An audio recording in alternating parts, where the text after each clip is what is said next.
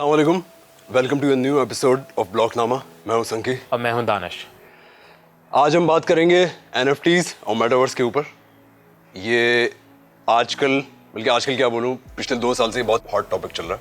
और पिछले 2 साल में हमने 2 बेयर मार्केट क्रैश भी देखे हैं, लेकिन उस बेयर मार्केट के होते हुए NFTs और मेटावर्स का जो पूरा इकोसिस्टम है, इसमें जो इन्वेस्टमेंट्स हैं ओवरऑल, वो एक तरह से बढ़ती जा रही हैं। और लास्ट शो में हमने डिस्कस किया था ईथ मर्ज, और ईथ मर्ज के लिए हम लोग एक्साइटेड थे, दुनिया बड़ी एक्साइटेड थी। लेकिन उसके बाद से जिस तेज़ी से ईथ नीचे जा रहा है, तो काफ़ी लोगों के दिल टूट गए, ख़ास तौर पे वो लोग जो टोटली जो है ना कॉइन्स में ट्रेड करते हैं। लेकिन इसका मतलब ये नहीं है कि इथेरियम के नीचे जाने की वजह से ये नहीं है कि मार्केट बेरिश सेंटिमेंट लेके चल रही है। डेवलपमेंट अभी भी हो रही है, काम अभी भी हो रहा है, एक्चुअली इंटरेस्ट तो और बढ़ता जा रहा है। प्राइस डेफिनेटली नीचे गई है, लेकिन मैं कुछ दिन पहले अपने एक कोलीग से बात कर रहा था। हमें कुछ NFT के कलेक्शन के हवाले से पेमेंट्स करनी थी, तो मैं स्मार्ट कॉन्ट्रैक्ट की टेस्टिंग करनी थी। तो फिर मैंने इसको कहा कि यार एक काम करो, BSC पे कर दो, बाइनेंस की स्मार्ट चेन पे कर दो, और फिर मुझे दिखा देना, फीस कम होगी, तुम्हारी भी बचत होगी, विल सेव टाइम टू। तो उसने मुझे कहा कि नहीं, अब तो मर्ज हो गया, अब क्या ज़रूरत है बाइनेंस पे करने की, अब तो will do it on Ethereum, और 50 से 60 सेंट के बीच में फ़ीस है। मैंने कहा अरे हाँ वाह, ये तो हम भूल जाते हैं सबके बीच में। मार्केट की प्राइस को लेके हम अंडर एस्टिमेट कर लेते हैं या अक्सर नज़रअंदाज कर देते हैं। मैंने भी काफ़ी, अभी कुछ दिन पहले हम लोग शायद साथ ही बैठे थे, NFT ट्रेड की थी OpenSea से अपने मेटामास्क के अंदर। तो पहले तो ट्रांजैक्शन में किसी और वॉलेट में भेजना हो तो ट्रांजैक्शन फी लगती थी $8, $9, हाँ, और अगर नेटवर्क कंजेस्टेड हो तो $12। हाँ, अभी मैंने देखा भाई 55 सेंट, Yes, 50 सेंट। yes. तो वो जो वितालिक का ड्रीम है कि भाई 10 सेंट या 10 सेंट से कम जो है ट्रांजैक्शन फी होनी चाहिए, वो जो ड्रीम है उस तक हम जो है आई थिंक करीब आते जा रहे हैं, स्लोली पहुंच रहे हैं। और सबसे अच्छी बात ये NFTs और मेटावर्स से इसलिए कनेक्ट होती है क्योंकि मेटावर्स का जो पूरा इकोसिस्टम है, Definitely. वो जो है उसकी जो एंट्रेंस है वो NFTs के थ्रू ही है। और अगर NFTs की बाइंग और सेलिंग और ट्रांजैक्शन ईजी हो गई है ईथ मर्ज की वजह से, तो इसका मतलब है कि अब मार्केट नीचे जाए या ऊपर जाए, और हम देख ही रहे हैं अभी बेयर मार्केट चल रही है, हाँ। कि इसकी तरफ रुझान जो है लोगों का बढ़ता जा रहा है। लोग जो हैं जहाँ पहले ट्रांजैक्शन करने से, और अक्सर ये होता है आप NFT खरीदते हैं तो आप पूरा कलेक्शन भी उठा लेते हैं, एक तरह से पूरा बंडल बना हुआ होता है, उसमें जो है आपकी फिर फीस जो है बहुत ज़्यादा बन जाती है, या आपने जो है एक साथ 10-12 NFTs आगे ट्रांजैक्शन उसकी करनी हो, बिल्कुल। और अगर वो एक एक करके आप ट्रांसफ़र नहीं कर रहे, तो इसका मतलब है भाई $100, हाँ। पहले की बात कर रहा हूँ मैं, $100 $150 तो आपके फीस के अंदर गए। तो ये एक बहुत अच्छी अपडेट है। आई थिंक ये मेटावर्स का आज जो हमारा टॉपिक है वो उस पर हम आगे बढ़ते हैं। हाँ, मैं तो ये कहूँगा कि इनफैक्ट ये पहला स्टेप था मेटावर्स का फुल पोटेंशियल रियलाइज़ करने में। मेटावर्स इथेरियम के ब्लॉकचेन के अलावा भी दूसरे प्लेटफॉर्म पर भी काम कर रहा है, पर क्योंकि सबसे बड़ा प्लेटफॉर्म करंटली ब्लॉकचेन और डिप्लॉयमेंट का और ट्रांजैक्शन करने का इथेरियम है, तो ये फर्स्ट स्टेप मुकम्मल हो गया है। लेकिन एक बात यहाँ हम डिस्कस करते हैं, वो ये है कि मुझे याद है 2 साल पहले 2020 में लगभग कोरोना के आसपास, ब्लूमबर्ग खोलो, फोर्ब्स खोलो, जितने बड़े मैगजीन्स हैं, जो आज टाइम खोलो, जो आज क्रिप्टो करेंसी और ब्लॉकचेन को बड़े पैमाने पे कवर करते हैं, मेटावर्स का जिक्र उस ज़माने में इतना था ही नहीं। ये पिछले 2 सालों में मेटावर्स हर जगह है अब। मतलब US गवर्नमेंट बात कर रही है, चाइनीज़ कम्युनिस्ट पार्टी डिस्कस कर रही है, यूरोपियन यूनियन कह रही है अब हम किस तरह आगे बढ़ें। मतलब it's everywhere. Business corporate strategy में इस्तेमाल हो रहा है, किस तरह से लेके आगे चलना है इसकी स्ट्रेटजी को। कंपनीज आर ट्रांसफॉर्मिंग, वो चेंज कर रही हैं अपने बिजनेस मॉडल्स मेटा पे एडजस्ट करने के लिए। और मेटा और मेटावर्स 2 अलग चीज़ है। मेटा जो फेसबुक ने रिसेंटली अपने आप को रीब्रांड किया है, वो भी इसी ट्रेंड को फॉलो करते करते ही हुआ है, और फेसबुक ने रियलाइज़ किया है। और ये बात अब तो काफ़ी डिजिटल दुनिया में, IT और टेक की दुनिया में काफ़ी एक्सेप्ट की जा रही है कि जो फ्यूचर है इंटरनेट का, जो मुस्तकबिल है इंटरनेट का, वो मेटावर्स पे ही होगा। जो 3D की दुनिया है, ये सब साइंस फिक्शन की सारी बातें होती थी कुछ अरसे पहले, अब ये रियलिटी की तरफ जा रही हैं। और इसका सबूत ये है कि बड़ी जितनी बड़ी आज कंपनियां हैं टेक की, सब डाइवर्सिफाई कर रही हैं, सब इन्वेस्टमेंट कर रही हैं। जितने बड़े आप नाम ले लें, Facebook, Google, Microsoft, Alibaba, across the world, American market में, यूरोपियन मार्केट में, एशियन मार्केट में जो बिग प्लेयर्स हैं, सब इसकी तरफ जा रहे हैं। जो millions and millions of dollars लगा रहे हैं, वो पायनियर्स हैं इस इंडस्ट्री के, टेक इंडस्ट्री के खास तौर पे, and they see a potential future in it. खैर बात करते हैं। और एक और चीज़ में इधर जो है ना बताता चलूँ कि मैथ्यू बॉल वीसी कैपिटलिस्ट हैं जो एक अरसे से मेटावर्स पे लिख रहे हैं अपने एसेज के थ्रू। उन्होंने एक नई किताब लिखी है जो अभी अगस्त में आई है, metaverse and how it will revolutionise everything and he covers, जिसमें उनमें से उस बुक में एक बात उन्होंने जिक्र की है जो एनवीडिया जो गेमिंग के कार्ड्स बनाती है, चिप्स बनाती है, उसके सीईओ ने कहा है कि जो मेटावर्स का टोटल आउटपुट होगा in some time in the future, किसी पॉइंट में मुस्तकबिल में, वो फिजिकल दुनिया के आउटपुट के या जीडीपी से ज़्यादा होगा। ये बात बहुत हैरान मुझे काफ़ी हैरान करी उस बात में। और मैथ्यू बॉल एक्चुअली इनकी जो बुक ये है इसमें इन्होंने काफ़ी जो है सिंप्लीफाई कर दिया अपने मेटावर्स के कॉन्सेप्ट को। बेसिकली इन्होंने आज से 1 या 1.5 साल पहले अपनी वेबसाइट के ऊपर इन्होंने एक सीरीज़ ऑफ आर्टिकल्स लिखे थे। वो इस तरह था कि एक पेज है और वो एक पूरा पॉइंट, और आई थिंक उसमें 8 या 10 पॉइंट्स थे जिसमें इन्होंने पूरा ब्रेक डाउन किया इंटरनेट क्या होता है, सॉफ्टवेयर्स क्या होते हैं और उनकी एवोल्यूशन, इंटरनेट किस तरह बना वगैरह वगैरह। बहुत इन्फॉर्मेटिव है। अगर आप इसके बारे में जानना चाहते हैं आप ज़रूर इसको ख़रीदें, पढ़ें, मैथ्यू बॉल की metaverse how it will revolutionise everything. ये तो हो गया कि current state of metaverse. Future में डेफिनेटली जाहिर सी बात है कई चैलेंजेस होंगे, काफ़ी लंबी रोड है ये आगे, और इसका जो सफ़र रहेगा उसमें जो प्लेयर्स इन्वॉल्व हैं इंटरनेशनल और लोकल मार्केट में, उनसे इन टच रहने में, उनसे रब्ता करने के लिए हमारे शो का ये भी मकसद है कि हम ऐसे इंडस्ट्री एक्सपर्ट्स को इस शो पे बुलाएं और उनसे गुफ्तगू कर रहे हैं, जाने उनके ओपिनियंस क्या हैं, क्या वो देखते हैं इस चीज़ के बारे में। इसी मौजू पे आज हम डिस्कस करेंगे अपने ख़ास गेस्ट से, दानियाल शेख। अस्सलाम वालेकुम।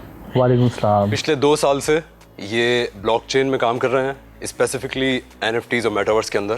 तो right now he is one of the top Pakistani NFT creators and metaverse experts in the world. कम से कम इनसे सवाल करेंगे और ज़्यादा से ज़्यादा जानेंगे पहले इनकी हिस्ट्री के बारे में, और ये जिन प्रोडक्ट्स पे काम कर रहे हैं उसके बारे में हमें आगे बताएं। तो मेडिकल स्टूडेंट, आर्टिस्ट, तो बचपन से शौक था आर्ट करना है, बट यहाँ अपॉर्चुनिटी नहीं थी बैक इन 2003-2004। तो बेहतर ये था कि मार्केट में जाया जाए, सीखा जाए। तो स्टार्टेड विद पोस्ट इमेजेस, जहाँ हम लोग वो कमांडर सेफगार्ड के कार्टून, राइट। तो अर्ली उसमें मैं तो खैर छोटा था, तो आई वाज वो एज एन इंटर्नी काम कर रहे थे, सीखना था। साथ में पढ़ते गए, पढ़ने के साथ साथ चलता रहा, फिर ब्रॉडकास्टिंग की तरफ आए, फिर देन प्रोडक्शन हाउसेस, फिर बेसिकली फिल्म कम्युनिकेशन पढ़ा। सही। साथ में जो एक चीज़ चल रही थी वो ये चल रही थी कि व्हाट्स नेक्स्ट। राइट। तो क्योंकि हमारे यहाँ इंफ्रास्ट्रक्चर है नहीं आर्ट्स और मीडिया को लेके, तो वो ये था कि अब क्या किया जाए, व्हाट्स नेक्स्ट, ग्लोबल मार्केट में कैसे घुसा जाए। बिल्कुल। तो इवेंचुअली खैर फिर एक वक्त आया कि मैं बाहर चले गया, काफ़ी अर्से फिर बाहर रहा। हाँ। फिर ये था कि यार अब कुछ अपने लिए करना है, स्टार्टअप। तो एक अच्छी जॉब थी, 21st सेंचुरी फॉक्स में था मैं। वाह। तो I was working as a creative consultant, वही हॉलीवुड फिल्म्स एंड ऑल।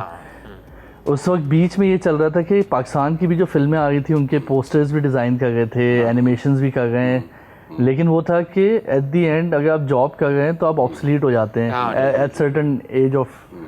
तो ये था कि कुछ किया जाए, जल्दी किया जाए। तो सब छोड़ के पाकिस्तान वापस आ गए।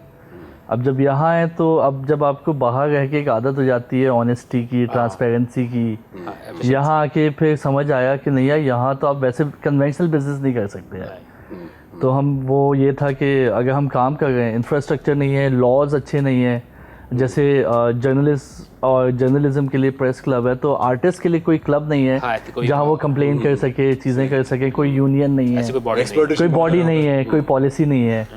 इवेंचुअली फिर एक अपॉर्चुनिटी आई जो कि बिजनेस एप्स हमारा प्रोजेक्ट है।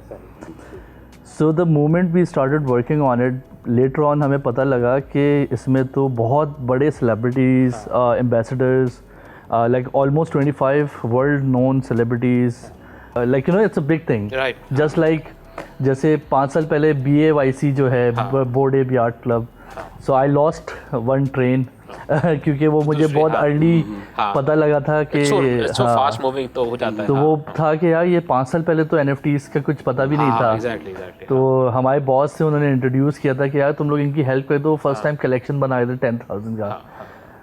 उस वक्त तो हेल्प कर दी, लेकिन लेटर ऑन यानी ये था कि शायद मैं उस वक्त ले लेता BAYC 2-4, तो आई थिंक आज मैं रिटायरमेंट पे होता। आर्टिस्ट को भी रिटायर नहीं होता, हम लोग आपको एक तो वो हुआ ये कि वो उसके बाद ना मुझे फ्लैशबैक आया यार it's more like a same project, तो ये जर्नी नहीं छोड़नी है। तो माशाल्लाह से विद इन 3 मंथ्स जो बेब्स है उसकी सबसे चीज़ ये है हम मार्केटिंग में 0 पैसे इन्वॉल्व हैं। तो it became one of the like you know most growing project, organic growing fastest project in the world. फिर ये हुआ कि क्योंकि हम लोग सब डॉग्स थे, आई थिंक डॉग्स अगर सबको पता हो कि लाइक हम तो डॉग्स का मतलब ये है कि एक ऐसा प्रोजेक्ट जिसके जो फाउंडर्स हैं और इसकी जो टीम है सबको पता है कि इनकी पब्लिक प्रोफाइल्स हैं, ये असली लोग हैं। तो ये होता है डॉग्स टूना। और एक और चीज़ ये कि इससे पहले कि हम NFTs मेटावर्स में आगे जाएं, दानियल ने जो है डिज्नी पिक्सार के लिए भी काम किया है, नेटफ्लिक्स के लिए भी काम किया है। तो उसके बारे में थोड़ा सा बताएं, क्योंकि यहाँ जो पूरा कलेक्शन बनाना है वो मेरे ख्याल से तुम्हारे लिए एक छोटी चीज़ है, वो जो लेकिन वो जो एनिमेशन जो बिल्कुल एक अलग दुनिया है जहाँ पे सारी आर्ट फॉर्म्स मिल जाती हैं। और साथ साथ मैं एक और क्वेश्चन ऐड कर दूंगा। मैं अक्सर देख रहा हूँ कि जो है ना कई इंडस्ट्री से लोग जो है ना मल्टीपल वर्टिकल से इंडस्ट्री से लोग अब जो है ना ब्लॉकचेन की तरफ आ रहे हैं। तो we have a clear example with us कि आप क्रिएटिव से आपको आप ये रियलाइज़ कर रहे हैं कि the future of the creative industry is on the blockchain. तो साथ साथ ये भी बताएं कि ये जो एवोल्यूशन जो आपने एक्सपीरियंस की है साथ साथ थोड़ा सा just also along the way. अच्छा, ब्लॉकचेन में आई थिंक जो मेरा पर्सनल एक्सपीरियंस है आने का वो ये है कि फ़र्स्ट ऑफ ऑल ट्रांसपेरेंसी। अच्छी चीज़ ये है कि सब कम्युनिटी बेस्ड है। अगर लेट्स सपोज कोई कमिट करता है और कॉन्ट्रैक्ट्स हैं इन प्लेस और लेट्स सपोज कोई पेमेंट ड्यू है, तो वो बेचारा कहीं जा नहीं सकता, क्योंकि अगर आपने कम्युनिटी से शेयर कर लिया तो वो ब्लैक लिस्ट हो जाएगा। रेपुटेशन पूरा वो एक थिन लाइन है। तो वो उस रेपुटेशन के ऊपर पूरा प्रोजेक्ट चल रहे हैं। और जैसे कि मैंने बताया था कि हम लोग डॉग्स हैं, तो हमारा कोई भी एनोनिमस और वो ये नहीं है कि भाई ये XYZ कोई बंदा है। तो हम लोग ने सब ट्रूली बताया हुआ कि मैं ये हूँ, मेरा लिंक्डइन ये है, आप हमें, मेरा ट्विटर ये है, मेरा इंस्टाग्राम ये है, तो आप हमें हर जगह ट्रेस कर सकते हो, तो हम भाग नहीं सकते। तो एक तो फर्स्ट ऑफ ऑल मुझे अच्छा ये लगा था कि द अमाउंट ऑफ ट्रांसपेरेंसी, और दूसरा ये कि आप जाहिर सी बात है रिमोटली काम कर रहे हैं, तो रिमोटली काम करने में सबसे बड़ा ये आता है कि ऑडिट वो भी ट्रांसपेरेंट है, क्योंकि सब ब्लॉकचेन के ऊपर है, स्मार्ट कॉन्ट्रैक्ट्स हैं, आप चेक कर सकते हैं कि क्या ट्रांजैक्शंस हुई हैं।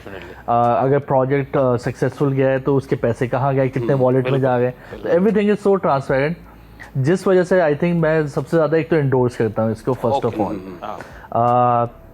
सेकेंडली मुझे ये था कि right away as an artist जो रिस्पेक्ट आपको मिल रही है ग्लोबली, यानी ये वाला सीन नहीं है कि आप पाकिस्तानी हैं, आप लाइक यू नो आप यहाँ से हैं, रेसिज्म वो नहीं मिला मुझे। आपके काम से जज करते हैं, काम से जज करते हैं, क्योंकि मैं बड़ा प्राउडली मैंने सबको बताया हुआ कि लाइक यू नो पाकिस्तानी। तो जब ये हमारा प्रोजेक्ट लॉन्च भी हो गया था, तो लॉन्च डेट के अंदर 3 डेट्स थी, एक स्वीडन की डेट थी, एक आई थिंक एक वो इंटरनेशनल टाइम था, एंड देन था कि creative head is from Pakistan, तो पाकिस्तान टाइम भी लिखा हुआ था। तो it was a proud moment for me कि यार हम पाकिस्तान को, जबकि ऑल्दो मेरा हर जगह दुबई का ही लिखा हुआ है और वो नाम शेख है, तो इनिशियली और वो पिक्चर में भी एक लंबी बड़ी सी दाढ़ी थी, तो सबको लगता था कि यार ये इमराती है और शेख है। बट इवेंचुअली जब कम्युनिटी को पता लगा पाकिस्तान है, तो दे स्टार्टेड एंडोर्सिंग मी। अभी जब हम बात भी करते हैं तो वो ग्रुप में सलाम करते हैं, अंग्रेज भी सलाम कर रहे हैं, तो वेरी वेरी इमोशनल कनेक्शन एक तरह से। That's a great sentiment to share. और हम फिर इधर इसी से कनेक्ट करते हैं। पाकिस्तान में जो है ना पबजी बहुत खेली जाती है, बिल्कुल, and that's a lovely positive sentiment to have कि आप कम्युनिटी आपको एंडोर्स कर रही है, आपको अप्रिशिएट कर रही है, and that's what we would like to see. हम सबके साथ यही कि we should be appreciated by our work. लेकिन जो आपने बात करी ना कि पाकिस्तानी कम्युनिटी को अप्रिशिएट किया जा रहा है, पाकिस्तान में पबजी बहुत खेली जाती है, काफ़ी यूज़र बेस बढ़ी है और पबजी की जो स्टूडियो है जिन्होंने बनाई है उन्होंने रिसेंटली अनाउंस किया पबजी मेटावर्स वो लॉन्च करेंगे। बिल्कुल। तो आप ये भी बताइए ज़रा मेटावर्स में व्हाट डू यू थिंक कि इसका फ्यूचर क्रिएटिव इंडस्ट्री किस तरह इम्पैक्ट होगी उससे? अच्छा, सबसे अच्छा ये है कि सब कुछ एसेट जनरेशन के ऊपर है। हाँ। तो सबसे अच्छा ये है कि जो क्रिएटिव जो 3D मॉडलिंग करते हैं, रिगिंग करते हैं, जो भी इस एरिया में है वो सब इन्वॉल्व हो गए राइट अवे अगर वो होना चाहें अर्ली एज पे ही। हाँ। क्योंकि गेम्स बन रहे हैं, प्ले टू अर्न गेम्स बन रहे हैं, अब तो वो वॉक टू अर्न और पता नहीं watch to earn, move to earn, अब हर टू अर्न लाइक ना जो आप सोच सकते हैं। हाँ, तो अब उसमें ये है कि अगर पबजी ब्लॉकचेन पे आ जाता है और ऑन चेन गेम हो जाता है तो एक बच्चा जो अभी खेल रहा है उसको पैसे नहीं मिल रहे, तो फिर अगर एक दिन खेलता है वो 5 घंटे भी और उसको $5 भी मिल रहे हैं तो इट्स अ गुड ट्रांजैक्शन।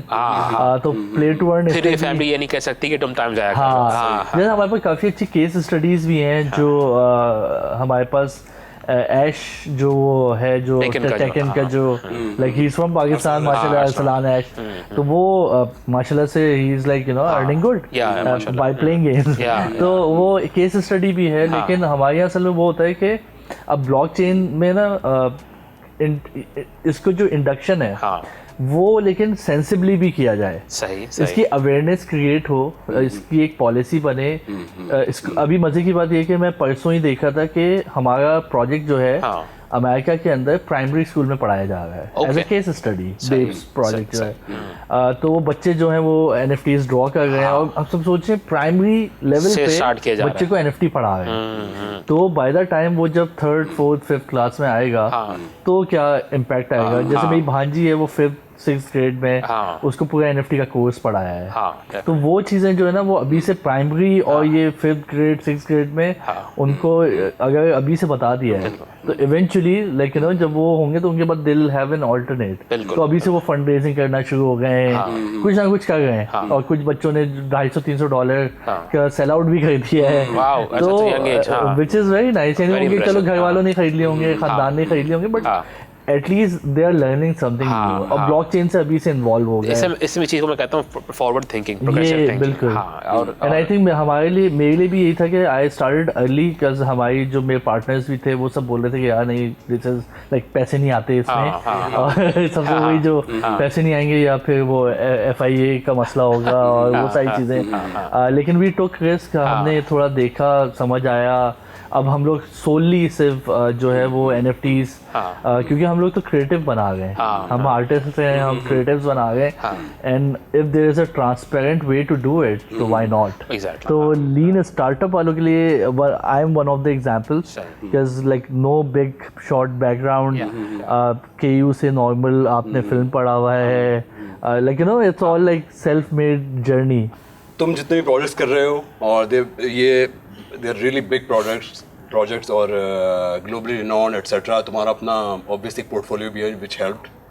लेकिन at the end of the day you are freelancer, entrepreneur, सही है ना?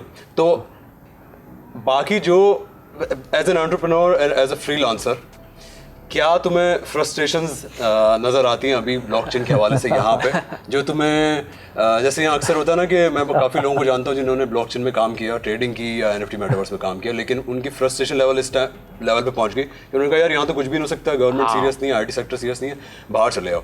तो क्या कभी ऐसा सोचा? और ये सब कुछ रेगुलेशन या जितनी भी दीवारें हमारे रास्ते में खड़ी हुई हैं उसके होते हुए किस तरह जो है ब्लॉकचेन तुम्हारी हेल्प की? मेरे जहन में सबसे पहले चीज़ आती है और हम खुद भी उससे डील करते हैं क्योंकि वी आर बोथ फ्रीलांसर। मेरे लिए थोड़ा सा उल्टा है क्योंकि सोचता रोज़ हूँ लेकिन मसला है कि मैं बाहर से ऑलरेडी आया हुआ हूँ तो वो बाहर का एक्सपोजर लिया हुआ है तो लाइफ स्टाइल वाइज दिमाग में होता है कि हाँ सही है, लेकिन वहाँ मेरे लिए ईजी एक्सेस है। और अभी यानी जिस तरह से हमारे प्रोजेक्ट्स बने हुए हैं तो मेरे लिए तो लाइक बेस्ट पार्ट है कि मैं दुबई में या कहीं और कंट्री में ही रहूँ, but at the same time वही है कि कहीं ना कहीं से हमें यहाँ पे भी स्टार्ट करना है। तो वो एक पता नहीं वो जो मुहिब्बें बनती हैं आ जाती है, वो रहती है somehow it never ends। और जब आप थोड़ा सा कुछ बेहतर सस्टेन हो जाते हैं तो then it's like you know कि कम्युनिटी को अब गिव बैक करना है। तो जैसे हम लोगों ने जो स्टूडियो भी फॉर्म किया हुआ है तो इट्स मोस्टली कि हम जो बच्चे हैं यूनिवर्सिटी के उनको ट्रेन कर रहे हैं अभी से ब्लॉकचेन पे, वेब 3.0 पे और एनिमेशंस पे, एंड उनको compete करवा रहे हैं, उनको प्रोजेक्ट्स जो दे रहे हैं वो सारे बाहर के दे रहे हैं, तो एटलीस्ट अभी से उनकी जो क्वालिटी लेवल है ना वो बाहर के लिए compete करना होगा उनको। तो बाय द टाइम वो ग्रेजुएट होंगे या बाय द टाइम 2-3 साल में हमारे साथ अगर रहे वो, तो दिल हैव अ ग्रोथ कि वो एटलीस्ट सिंगापुर जा सकें या कहीं जा सकें या थाईलैंड जा सकें जो ज़्यादा बेहतर स्पेसेस हैं फॉर एनिमेशन। फिर वो ये कि वो उनकी एक जर्नी है कि 5 साल 10 साल लगाएं, देन दिल कम बैक। तो इकोसिस्टम बनाना है हमें। अपनी जर्नी। अभी मसला ये कि हमारा इकोसिस्टम नहीं है, तो we need to work on a ecosystem. जैसे Lahore comparatively it's very strong in web 3.0 in blockchain या इस्लामाबाद, तो हमें एक कोलैबोरेटिवली ना एक इकोसिस्टम बनाना है, एक कंसोर्शियम बनाना है जिसमें सब थॉटफुली सोच के कुछ इम्प्लीमेंट करें, कोई एक एरिया बने, फिर एक फंड पॉलिसी और सारी चीज़ें ना वो एक स्टेप बाय स्टेप कुछ ना कुछ तो बने ऑर्गेनाइजेशन वे में। बिल्कुल तो वो that's something which is missing right. और यही हमारे भी शो का मकसद है कि इस चीज़ को एक्सपोजर दिया जाए और कम्युनिटी जो मैसेज है वो आगे बढ़ाया जाए इस शो के ज़रिए। Thank you so much Daniyal, thank you for coming. Input आपका जो है ना मेरे लिए तो काफ़ी आई ओपनिंग था। I really enjoyed talking to you. Thank you. Thanks again once again for your time. Tip of the day, NFTs और मेटावर्स को देखकर इसके जो चाहने वाले हैं, इसमें जो इंटरेस्टेड हैं, इनके जो ट्रेडर्स हैं, लेकिन ख़ास तौर पे वो लोग जो इन इंडस्ट्रीज़ के अंदर काम करना चाहते हैं, वो अक्सर सोचते हैं, सवाल करते हैं कि भाई ये NFTs किन सॉफ्टवेयर से बनती हैं, मेटावर्स जो है ख़ास तौर पे ये किन सॉफ्टवेयर के ऊपर बनती हैं।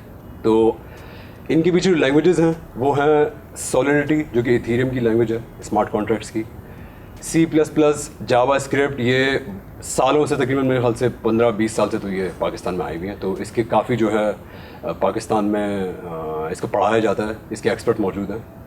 और अनरियल इंजन, यूनिटी, माया के ऊपर जो सारी एनिमेशंस हैं और जो मेटावर्स वर्ल्ड्स बनती हैं वो इन सॉफ्टवेयर के ऊपर बनती हैं। तो अगर आप कोई बिगिनर हैं, एमेचर हैं, आप कोई स्टूडेंट हैं जो इन टॉपिक्स को पढ़ रहे हैं इंडिपेंडेंटली या अपनी यूनिवर्सिटी कॉलेज में, या प्रोफेशनल्स जो इन लैंग्वेजेस के अंदर काम कर रहे हैं, तो आने वाले वक्त में these will be the skills of the future, these are the skills of the future. तो NFTs और मेटावर्स का ये कोर है, और इसमें जो लोग आगे करियर बनाना चाहते हैं अपना, वो इन सॉफ्टवेयर्स को और इन लैंग्वेजेस को परसू करें। इसी नोट पे एंड करते हैं। उम्मीद करते हैं आपको ये शो का एपिसोड पसंद आया होगा। ऐसे ही ब्लॉकचेन की इन्फॉर्मेशन और वीडियोस देखने के लिए समा मनी पे हमारा ब्लॉकनामा शो देखना ना भूलिएगा, और हमारा फेसबुक और यूट्यूब पेज लाइक करें ना भूलिए। See you next week. Thank you.